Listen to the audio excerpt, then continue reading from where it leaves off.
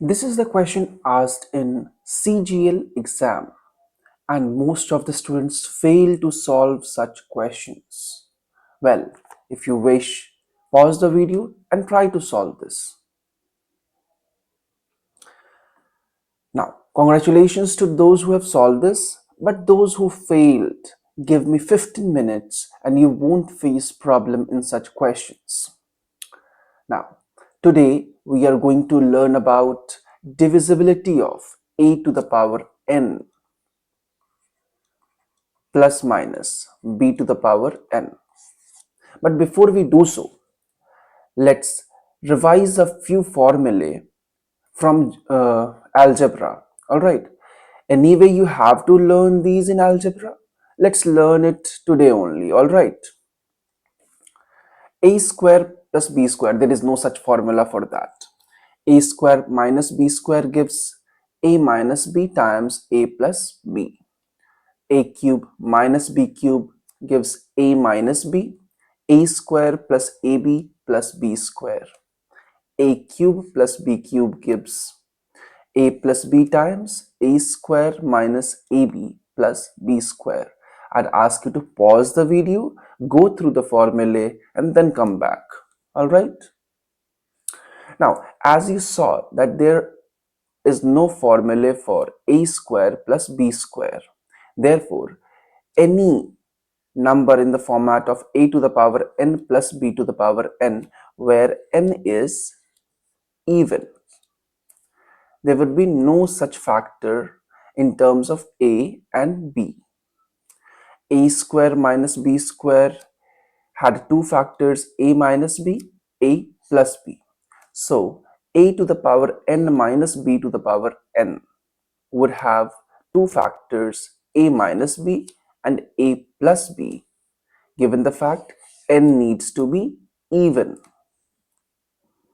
Similarly, we learned that a cube plus b cube have two factors, a plus b and a square minus ab plus b square. Anyway, we are not going to talk about this for now. As well this. So we can very clearly see that a cube plus b cube has factor a plus b. Similarly, a to the power n plus b to the power n would have factor a plus b, not to mention n needs to be odd in such cases. Similar goes for a cube minus b cube, where the factor is a minus b. Now, the same structure is over here. A to the power n minus b to the power n would have factor a minus b, given the fact n is odd. Now, I'd say pause the video, revise the concept, because once you revise this, it will be very easy for you to solve the problems which are going to be solved next. All right, let's start the problem solving. As per the question, 29 to the power 41 plus 37 to the power 41 needs to be divided by 33. Now we have learned that any number in the form of a to the power n plus b to the power n, where n is odd, has one of its factor as a plus b. What we are going to do is we are going to find a plus b for this one. That is 29 plus 37, which gives us 66. Now, you can very clearly see that 66 can be divided by 33, which is our divisor. Now, if 66 can be divided by 33 completely, the remainder would be 0. All right. Next question. What you need to do is pause the video, solve it, and then resume it. All right. Next question. The question states we are supposed to find one of the factors of 8 to the power 2k plus 5 to the power 2k, given the fact that k is an odd number. Well, we can write this as 8 to the power 2 to the power k plus 5 to the power 2 to the power k. which equals to 64 to the power k plus 25 to the power k. Now, we have learned that any number in the format of a to the power n plus b to the power n, where n is odd, has one of its factor a plus b. We'll try to find a plus b over here, which gives 89. So 89 must be one of its factor. Option D is the correct one.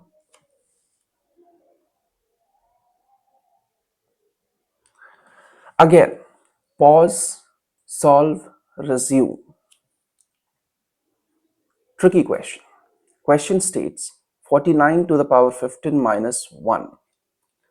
What we can do is, we can write this as 7 squared to the power 15 minus 1, which equals to 7 to the power 30 minus 1. We can write this as 7 cubed to the power 10. Why did we wrote so? Because we wanted the power to be even in both the cases and remove the odd things out. That is 343 to the power 10 minus 1 to the power 10.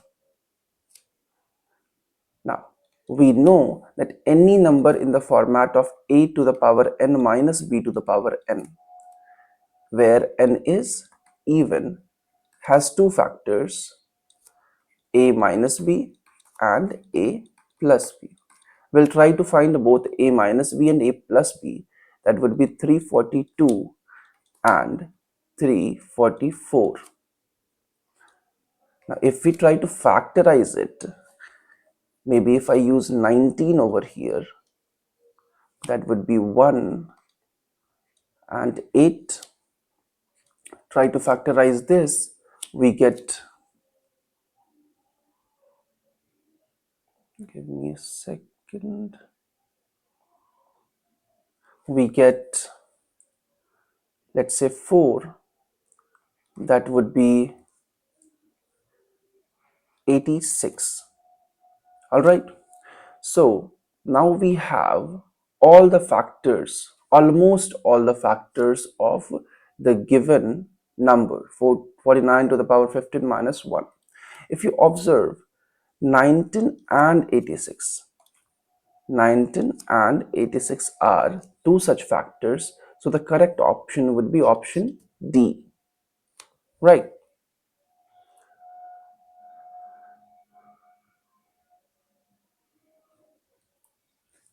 Pause, solve, resume. Now this is the question which says 2 to the power 20 plus 1 is completely divisible by a whole number. We don't know what the number is.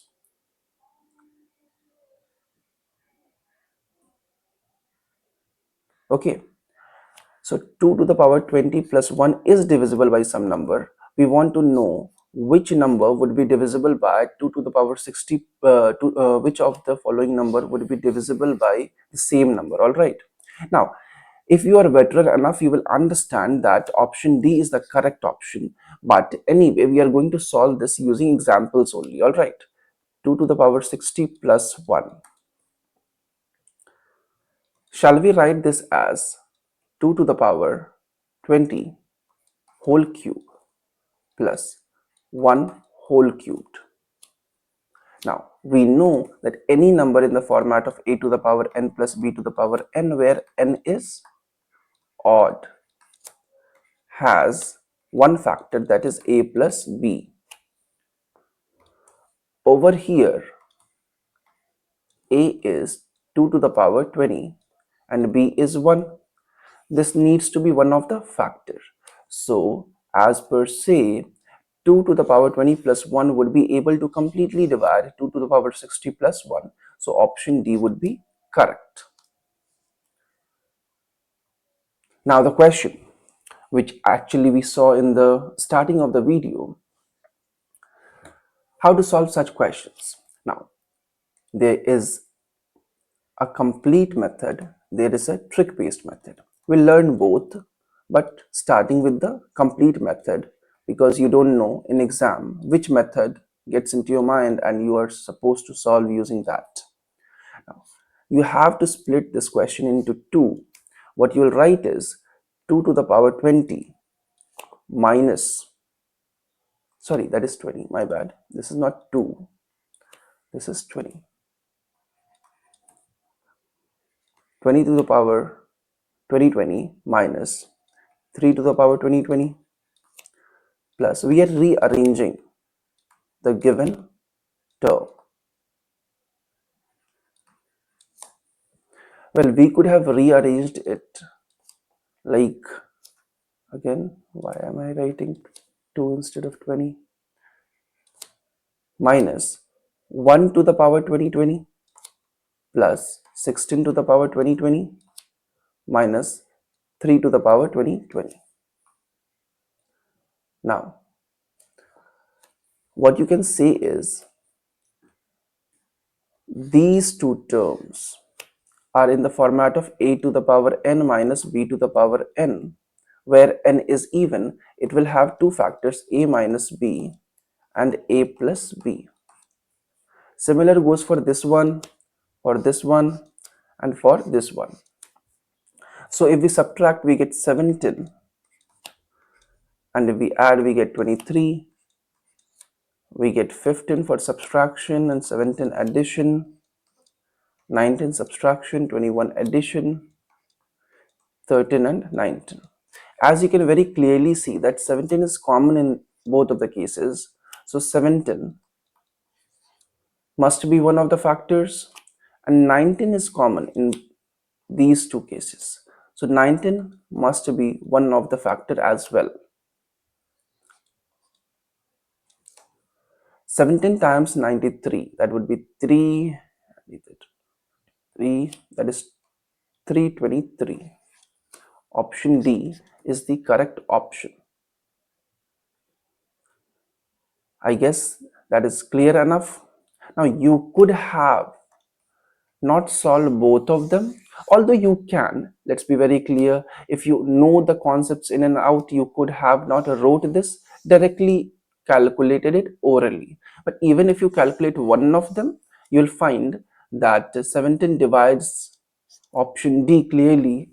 So option D is the right option.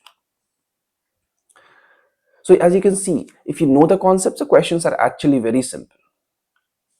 All right, question 6th.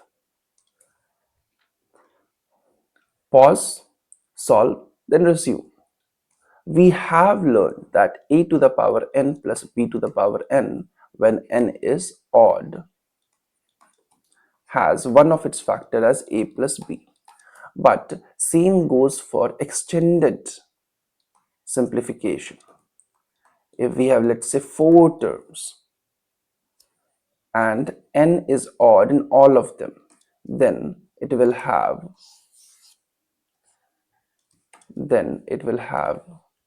one of its factor as a plus b plus c plus d.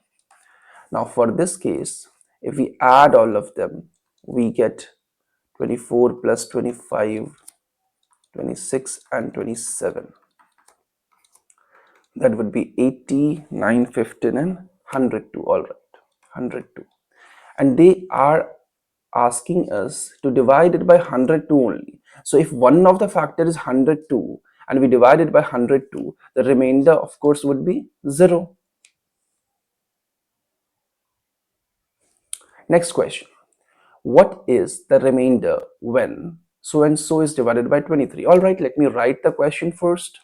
17 to the power 23 plus 46 to the power 23 plus 29 to the power 23 is supposed to be divided by 23.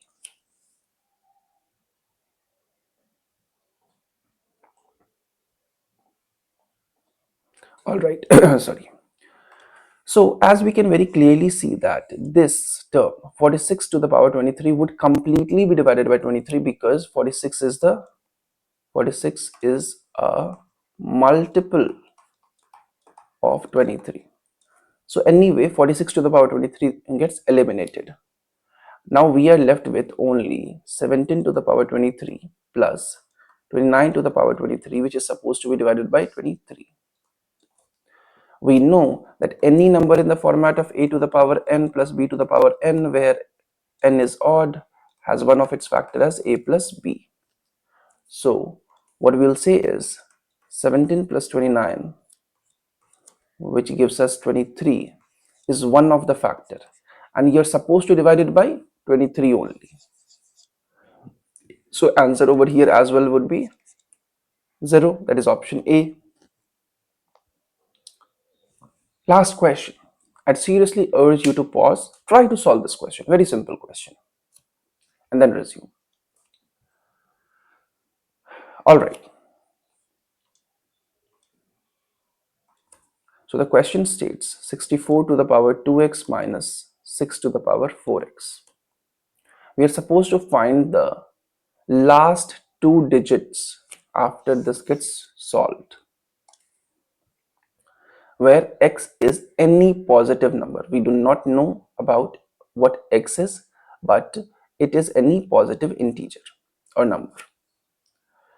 Well, what we can do is we can leave this first section as it is and write 6 to the power 4x as 6 to the power 2 to the power 2x. 64 to the power 2x minus 6 to the power 2 is 36 to the power 2x.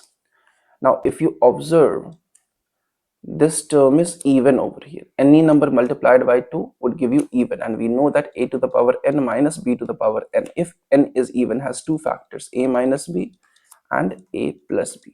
Well, we do not care about a minus b for now. What we care about is a plus b. A plus b, that is 64 plus 36, would give us 100. Now we know that we take any number 9, 8, 5, 3, 6, we multiply it by 100, we get the last two digits to be two zeros.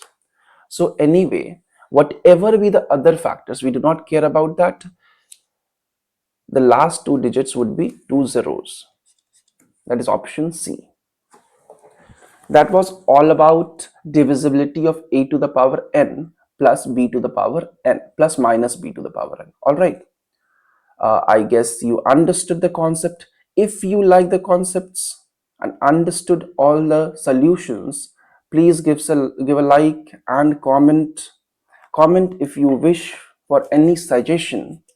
See you in the next class tomorrow.